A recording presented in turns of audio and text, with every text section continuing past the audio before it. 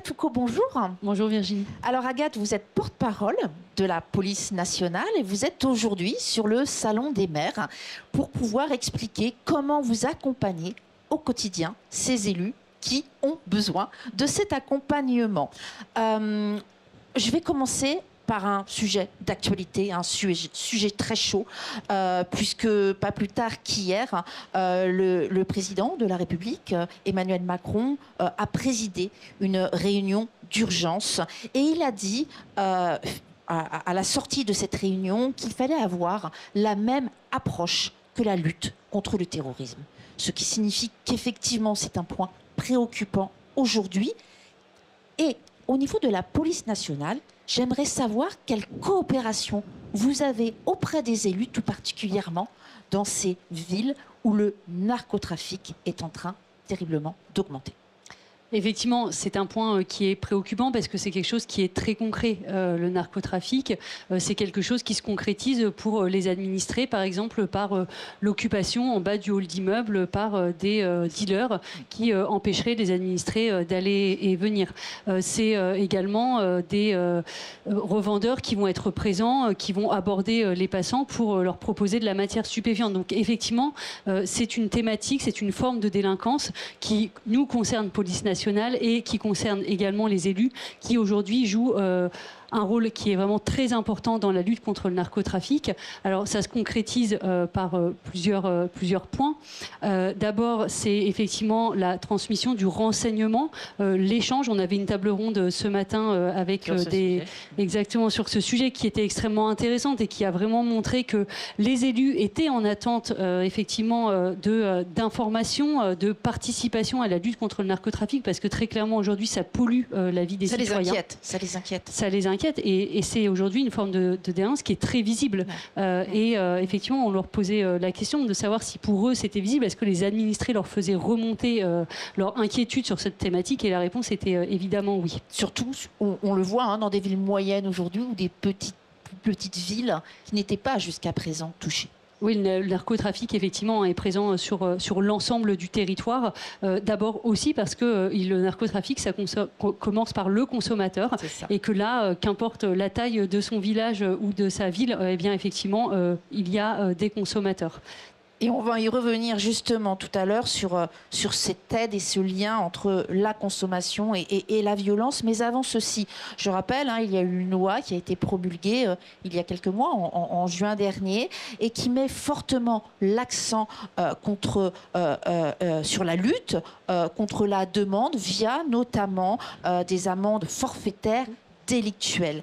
Comment la police aujourd'hui articule-t-elle répression, prévention, pédagogie, notamment justement auprès de ces jeunes? Alors sur la répression, effectivement, ça passe d'abord par la pénalisation du consommateur sur des points de deal qui vont être identifiés. C'est là où le lien, le travail avec les élus est extrêmement important parce que les élus ont une remontée de terrain qui est extrêmement précieuse et la transmission d'informations est essentielle. Et puis les élus, ils jouent également leur rôle sur le déploiement de la vidéoprotection et là encore, c'est un outil qui est précieux aujourd'hui sur la surveillance des points de deal, mais également sur les éléments à charge, les éléments probants ensuite pour l'enquête judiciaire. Donc il y a une phase de répression, l'amende forfaitaire délictuelle, vous l'évoquez, très concrètement, c'est le policier, aujourd'hui national, demain peut-être municipal, qui va interpeller un individu en possession d'une faible quantité de stupéfiants et qui va pouvoir dresser une amende à hauteur de 200 €. Et cette infraction sera renseignée dans le casier judiciaire de la personne.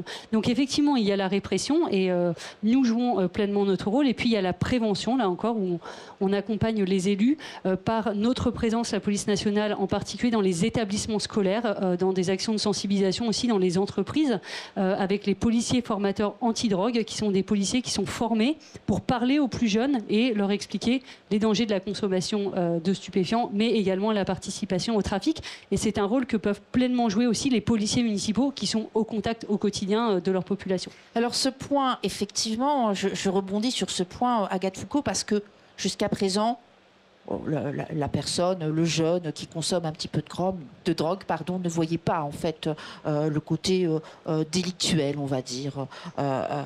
Comment est-ce que vous faites pour leur exprimer ceci et comment vous expliquez le lien direct entre cette consommation et la violence, à un moment donné, qui peut arriver?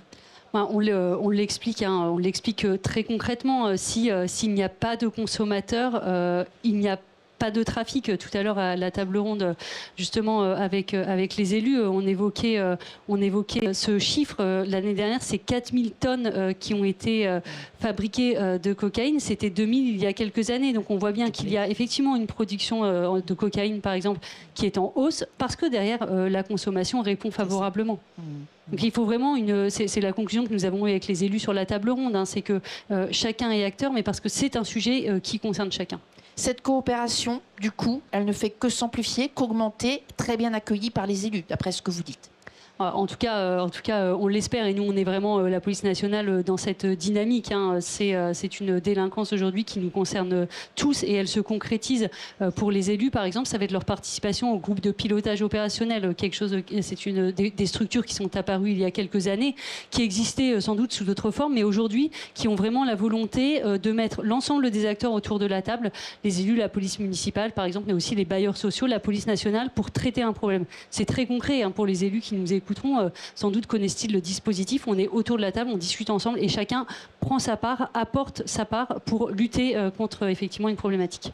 Alors cette coopération, on la voit bien, on parle de continuum de sécurité, c'est bien présent aujourd'hui, à la veille des élections municipales. Le sentiment d'insécurité est très prégnant chez les Français, on le voit.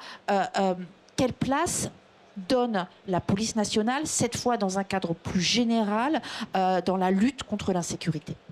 Alors, la lutte contre l'insécurité, effectivement, là, on parle du trafic de stupéfiants, mais en réalité, l'insécurité, c'est d'avoir un sentiment bien plus général. Et puis, ça va être la délinquance routière, ça va être les incivilités.